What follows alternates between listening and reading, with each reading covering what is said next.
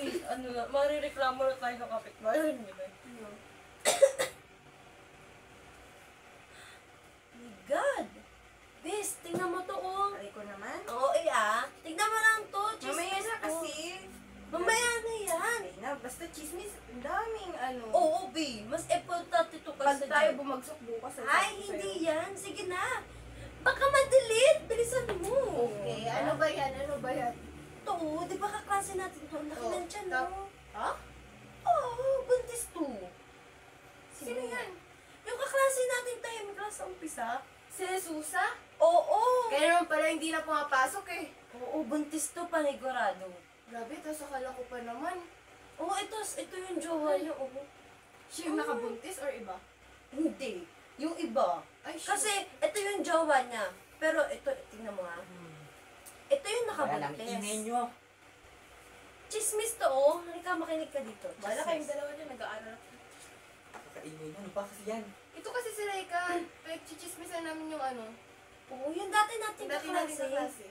Oo, kaya hindi siya napasok kasi Si buntis. Jesusa? Oo. Buntis, patingin nga. Yung lit-lit naman ng tiyan niya eh. Ang laki ha. Dati hindi yan ganyan. Paano mo nalaman?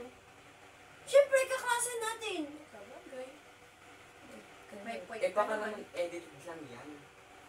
Napatunayan mo bang totoo yan? Nakausap mo ba siya? Nakachat mo ganun? Eh, look lang. Oh.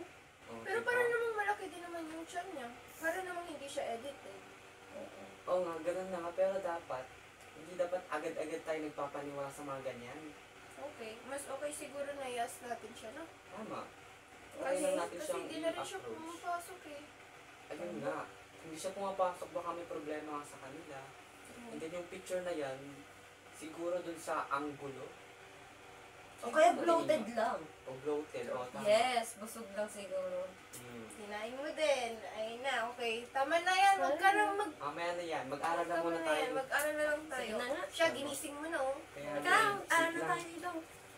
So, May, yan. may kukunin lang ako sa labas. Mag-aral na lang kayo. Okay, basahin mo.